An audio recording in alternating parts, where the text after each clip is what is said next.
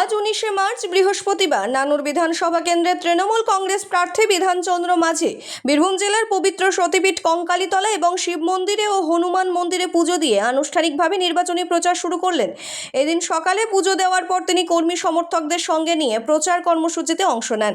পরে সাংবাদিকদের মুখোমুখি হয়ে বিধানচন্দ্র মাঝি বলেন, তৃণমূল কংগ্রেস সারা বছরই মানুষের পাশে থাকে, তবে আজ থেকে আনুষ্ঠানিকভাবে ভোটের প্রচার শুরু হলো।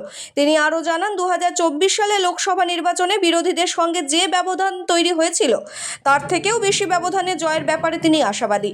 তিনি দাবি করেন, উন্নয়নের ভিত্তিতেই মানুষ আবারও তৃণমূল কংগ্রেসকে সমর্থন করবেন এবং নানুর বিধানসভায় 1 লক্ষের বেশি ভোটে জয়ের লক্ষ্য নিয়েই প্রচার শুরু হয়েছে।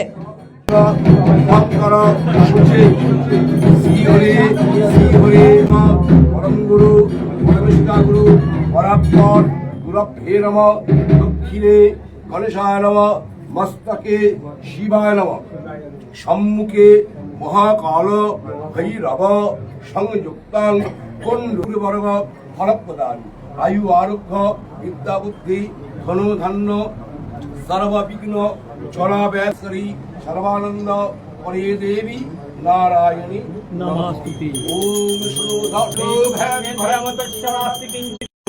শঙ্করে যুগে রাজস্থান জয় নিত্যা প্রসন্ন সর্বদেবতা। ওম হ্রিং ব্রহ্মাণি ব্রহ্মলোকে বৈকুণ্ঠে সর্বমঙ্গলা। মালা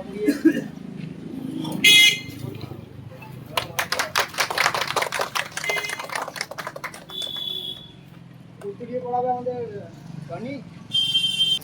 এই ঘুরে ঘুরে ঘুরে ঘুরে ঘুরে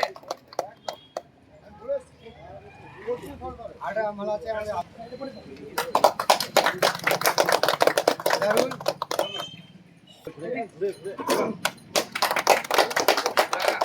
আমাদের সব চলো ऐसा উজ্জ্বল অক্ষয় চা খেতে হবে ওখানে যাব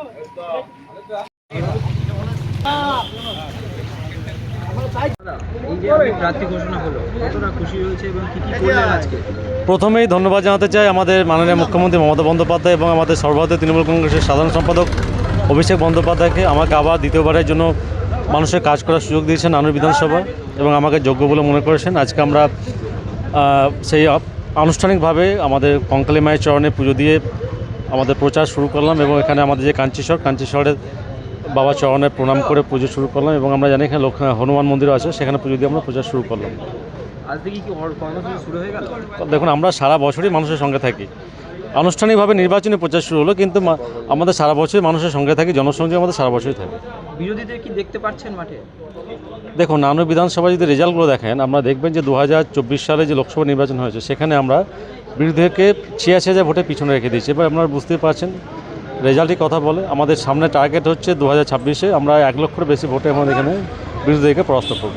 হাড্ডাহাড্ডি কি লড়াই হবে? আমি তো বললাম 1 লক্ষ ভোটে জিতলে হাড্ডাহাড্ডি কোথায় থাকলো। সাধারণ মানুষ আমাদের তৃণমূল কংগ্রেসের সঙ্গে আছে, আর এসআইআর করে বিজেপি মানুষের কাছে দাঁড়াবার মতো জায়গায় নেই। এরপর কোথায় যাচ্ছে? এরপর আমরা নানুরে যাব। নানুরে আমাদের একটা কর্মসূচি আছে।